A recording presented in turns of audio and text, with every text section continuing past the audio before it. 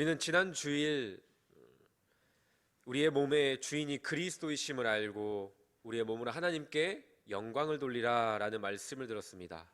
오늘도 동일하게 39장, 창세기 39장 요셉의 이야기를 통해서 우리의 몸으로 어떻게 그 음행을 피하고 하나님께 영광을 올려드릴 수 있는지 이 문제에 대해서 함께 살펴보길 원합니다. 오늘 본문에 등장하는 보디발의 아내는 주인의 명령을 따라 성실하게 일하고 있는 요셉을 유혹합니다. 그녀가 요셉을 유혹하는 장면은 오늘 본문에 7절과 10절 그리고 12절 총 3번 등장합니다. 먼저 7절에서 그녀는 먼저 눈짓과 말로만 요셉을 유혹합니다. 하지만 요셉은 이를 단호하게 거절하고 있죠. 요셉은 어떻게 이 유혹을 거절하고 순결을 지킬 수가 있었을까요? 요셉이 순결을 지키고 음행을 피할 수 있었던 그 이유는 그가 그의 몸이 누구의 것인지를 분명히 알았기 때문입니다. 요셉은 자신의 몸과 자신의 모든 행동이 누구의 뜻을 따라야 하는지, 누구의 뜻을 따라야만 하는지를 분명히 알고 있었습니다. 9절 말씀입니다. 이 집에는 나보다 큰 이가 없으며 주인이 아무것도 내게 금하지 아니하였어도 금한 것은 당신뿐이니 당신은 그의 아내임이라. 요셉은 철저하게 자신의 신분을 알고 있었습니다. 자신이 주인의 것임을 분명히 알고 있던 것이죠. 주인의 명령에만 순종해야 하는 종의 신분이라는 것을 분명하게 알고 있었습니다. 나아가서 요셉은 자신의 몸과 영혼의 진정한 주인이 하나님이시라는 것을 분명히 기억하고 있었습니다. 이어지는 말씀 가운데 그런즉 내가 어찌 이 큰 악을 행하여 하나님께 죄를 지으리오 이렇게 고백하고 있지 않습니까? 우리가 왜 우리의 몸으로 음행을 저지르고 음란을 행할까라는 것을 생각해 본다면 그것은 바로 우리가 지난주에 살펴보았던 것처럼 내 몸이 나의 것이라고 생각하기 때문입니다. 내 몸이 나의 것이라고 생각하기 때문에 내 마음대로 해도 괜찮다라고 생각하는 것이죠. 하지만 우리의 몸은 우리의 것이 아니라는 사실을 분명하게 기억하시길 바랍니다. 지난주일 말씀을 통해 살펴보았던 것처럼 우리는 그리스도의 것입니다. 우리는 그리스도의 종입니다. 그리스도의 종인 우리의 몸은 당연하게 주인이신 예수 그리스도를 위하여 있습니다. 우리 몸은 우리가 하나님께로부터 받은 바 우리 가운데 계신 성령의 전이라는 사실을 우리는 분명하게 기억해야 됩니다. 이어지는 10절을 보면 요셉이 한 번에 넘어가지 않자 보디발의 아내는 날마다 요셉을 유혹한다고 말씀하고 있습니다. 날마다 요셉을 유혹한 것이죠. 그 유혹이 얼마나 거세고 반복적이었는지를 잘 묘사하고 있습니다. 여인이 날마다 요셉에게 청하였으나, 여기서 우리가 알 수 있는 사실은 우리를 향한 성적 유혹을 비롯한 수많은 죄의 유혹도 마찬가지로 날마다 우리에게 찾아온다는 사실입니다. 매일 우리가 살아가는 삶의 현장이 곧 영적 싸움의 치열한 현장인 것이죠. 오늘 하루, 그렇다면 우리가 짐작할 수 있는 것은 오늘 하루의 나의 삶 가운데서도 수많은 유혹들이 내게 찾아올 수 있다라고 한다는 것이죠. 그런 수많은 유혹들이 오늘 나의 삶에 닥쳐올 때에 스스로에게 물으시길 바랍니다. 너의 진정한 주인이 누구냐? 너의 몸은 누구의 것이냐? 너는 누구의 소유냐? 그런 것들을 내 영혼을 향하여 스스로 물으며 답하며 우리의 몸의 진정한 주인이신 그리스도를 기억하며 우리의 몸을 음행에 내어주지 말고 우리의 몸으로 주님께 영광을 돌려드리시기를 주님의 이름으로 축복합니다. 날마다 요셉을 말로 유혹해도 넘어오지 않자 12절에는 급기야 보디발의 아내는 요셉의 옷을 붙잡습니다. 이제 말과 자신의 어떤 눈짓과 몸짓으로도 넘어오지 않자 이제 직접 다가가고 접촉을 하는 것이죠. 더욱 적극적으로 유혹을 하는 것입니다. 하지만 우리가 잘 아는 것처럼 요셉은 끝까지 순결을 지킵니다. 요셉은 어떻게 그렇게 극심한 유혹과 날마다 찾아오는 그 유혹 앞에서 끝까지 순결을 지킬 수가 있었을까요? 요게 음행과의 싸움에 독특성이 있습니다. 우리가 보통 싸움을 생각하고 전쟁을 생각할 때 치열하게 맞붙는 전투를 생각합니다. 피 흘리고 서로 치고받고 치열하게 싸우는 전투를 생각하죠. 그러나 음행의 문제 앞에서 성경은 다른 전투법을 제시합니다. 10절을 보면 요셉은 날마다 자신과 동침하자 요구하는 보디발의 아내의 유혹에 듣지 않았고요, 동침하지 아니할 뿐더러 함께 있지도 아니하였다고 말씀하고 있습니다. 그리고 12절과 13절을 보면 요셉이 밖으로 나갔다, 도망갔다는 것을 알 수가 있습니다. 음행에 대한 요셉의 대응은 그것을 막 적극적으로 마주하면서 맞서는 것이 아니라 피하는 것이었습니다. 그 음행의 자리로부터 당장에 피하는 것이 그 영적 전쟁의 승리의 비결이었습니다. 성경 곳곳에서도 동일하게 말씀합니다. 우리가 지난주일 살펴보았던 고린도전서 6장 18절에서는 이렇게 말합니다. 음행을 피하라. 디모데후서 2장 22절에서도 동일하게 말씀합니다. 또한 너는 청년의 정욕을 피하고 라고 말씀하고 있습니다. 이 피하라, 이 피하다라는 단어는 도망치다, 벗어나다라는 뜻도 가지고 있습니다. 이 말은 곧 정욕 앞에서, 음행 앞에서 도망치라, 벗어나라 라는 뜻을 갖고 있는 것이죠. 우리가 음행의 문제 앞에서 피하지 않으면 어떻게 되는지 우리는 다윗의 범죄를 보면, 다윗의 모습을 보면 잘 알 수가 있습니다. 사무엘하 11장입니다.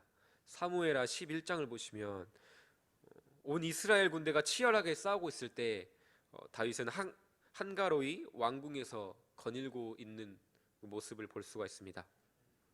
그때 다윗은 한 여인이 목욕하는 모습을 보게 됩니다. 그리고 다윗이 봤을 때 심히 아름다웠다라고 성경은 기록하고 있습니다. 요셉처럼 그 음행 앞에서 어떻게 대해야 하는지 다윗이 알았다면 이때 어떻게 해야 됩니까? 그 자리를 재빨리 피해야 되죠. 본 즉시 이것은 하나님께서 내게 허락한 것이 아니야. 나의 몸의 주인이신 하나님을 배반하는 일이야 라고 생각하며 그 자리에서 곧바로 피해야 하는데, 그런데 다윗은 피하지 않고 어떻게 했습니까? 사람을 보내어 그 여인이 누구인지를 알아보게 했습니다. 알아봤더니 어떤 여인이었습니까? 자신의 충성스러운 신하 우리아의 아내였습니다. 알아봐서 신하의 아내인지 알았으면 어떻게 해야 되죠?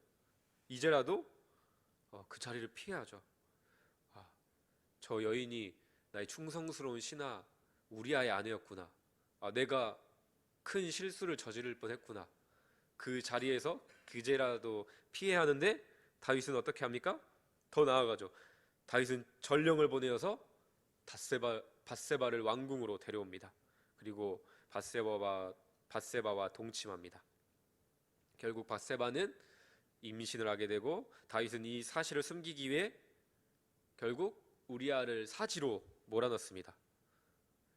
이런 음란의 유혹, 성적인 유혹이 오는 그 첫 순간에 피하지 않았던 다윗은 간음하는 범죄를 저지르는 것을 넘어 살인까지 저지르게 되었습니다. 우리는 요셉과 또 대조되는 다윗의 모습을 보며 분명하게 알 수가 있습니다. 음행의 문제 앞에서 우리가 승리할 수 있는 비결은 음란한 것들을 계속해서 바라보면서 맞서는 것이 아니라 우리의 시선을 빼앗는 음란의 유혹으로부터 당장 벗어나는 것, 도망치는 것, 피하는 것입니다. 사랑하는 성도 여러분, 우리의 마음과 몸을 빼앗으려고 다가오는 음란의 유혹이 찾아올 때 그 자리에서 즉시 벗어나십시오. 그 자리에서 피하십시오. 여기서 우리는 분명하게 기억해야 될 것은 우리 모두가 이 음란의 문제에 걸려 있다라는 사실입니다. 성적인 음란의 문제뿐만 아니라 하나님께서 우리에게 주신 선물로 주신 것들이 하나님보다 우선이 될 때 그것은 우상이 됩니다. 그것은 곧 영적 간음을 의미하죠. 내가 하나님께 나아가는 시간보다 더 시간을 쏟으며 나아가고 있는 그 자리가 있다고 한다면 즉시 그 자리에서 피하시기를 주님의 이름으로 축복합니다. 마지막으로 음행의 죄로부터 피하는 것만큼 우리에게 중요한 문제가 있습니다. 그것은 바로 우리가 이 음행의 죄로부터 피해서 어디로, 누구에게로 피하는가 하는 것입니다. 하나님은 그저 죄의 자리로부터 너희는 피하라, 도망하라 라고만 말씀하지 않으십니다. 우리가 피해서 어떠한 피난처로 우리가 향해야 되는지, 우리가 어디로 피해야 되는지를 분명하게 말씀하고 있습니다. 그것은 분명합니다. 죄의 자리로부터 피해서 우리는 하나님께로, 오직 하나님의 말씀으로, 오직 그리스도께로만 피해야 합니다. 시편 5편 11절에서는 이렇게 고백합니다. 그러나 주께 피하는 모든 사람은 다 기뻐하며 주의 보호로 말미암아 영원히 기뻐 외치고 주의 이름을 사랑하는 자들은 주를 즐거워하리이다. 주께 피하는 모든 사람은 지켜 보호하시는 그 하나님의 그 보호로 기뻐하고 또 기뻐한다라고 말씀하고 있습니다. 우리는 우리를 기뻐하시며 주님께로 피하는 우리의 모습을 기뻐하시며 기꺼이 우리를 지켜주시는 주님께로 나아가야 될 줄로 믿습니다. 또한 우리는 말씀으로 피하여 이렇게 기도해야 합니다. 시편 17편 7절 9절 말씀입니다. 주께 피하는 자들을 그 일어나 치는 자들에게서 오른손으로 구원하시는 주여, 주의 기이한 사랑을 나타내소서. 나를 눈동자같이 지키시고 주의 날개 그늘 아래에 감추사 내 앞에서 나를 압제하는 악인들과 나의 목숨을 노리는 원수들에게서 벗어나게 하소서. 이렇게 기도해야 됩니다. 우리의 몸을 노리는 음란이라는 원수들에게서 주님 오늘 하루도 벗어나게 하여 주시옵소서, 피하게 하여 주시옵소서 기도해야 합니다. 마지막으로 우리는 그리스도께로 나아가야 합니다. 그리스도의 족보를 보십시오. 근친 상간이라는 음란의 죄를 범한 다말과 자신의 몸을 여러 남자들에게 내어준 이방의 여리고의 창녀 라합과 또한 충성스러운 신하의 아내를 범한 다윗의 자손으로 오신 우리의 주인 되신 예수 그리스도를 바라보며 예수 그리스도께로 우리는 피해야 합니다. 음란한 우리를 구원하시기 위하여 음란한 자들의 아래에서 태어나시고 우리와 똑같이 시험을 받으시되 죄는 없으시며 또 우리와 똑같이 시험을 받으심으로 우리의 연약함을 동정하실 수 있는 예수 그리스도께로 피해야 될 줄로 믿습니다. 이 아침 우리가 두 가지 사실을 분명하게 기억하면 좋겠습니다. 첫 번째는 우리가 살펴보았던 것처럼 우리의 주인이 누구인지를 알아야 됩니다. 우리의 주인은 세상 그리고 내가 아니라 오직 값으로 우리를 사신 그리스도의 것입니다.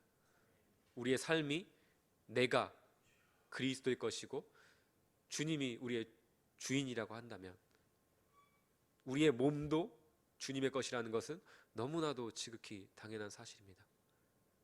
우리는 우리의 주인이 누구이신지를 알 때 나의 몸의 주인이 누구이신지를 알고 나의 몸을 오직 나의 주인께로만 향하고 우리의 주인을 위하여만 사용할 수 있음을 우리는 기억할 수 있을 것입니다. 두 번째로 우리의 삶의 앞에서 오늘도 수많은 성적인 유혹을 비롯한 수많은 음란과 세상의 유혹 앞에서 그것들을 맞서고 나는 이것들을 바라보면서도 나는 이것들을 쥐고 있으면서도 하나님을 바라볼 수 있어 라고 생각하는 것이 아니라 그 자리에서 피하시길 바랍니다. 하나님보다 앞서는 하나님보다 우선되어 우상이 되어버린 심지어 우리가 허락하신 누리라고 허락하신 것이라고 할지라도 하나님보다 우선이 되어 우상이 된 그리하여 우리가 영적 간음을 하게 하는 우리의 것들이 있다고 한다면 그 자리로부터 즉시 피하시길 바랍니다. 그 음란의 유혹으로부터 피하여 우리의 모든 것을 헤아리시고 우리를 용서하시기 위해 우리에게 찾아오신 오직 우리 주 예수 그리스도께로 피하며 간절히 기도하는 우리 모두가 되기를 주님의 이름으로 축복합니다.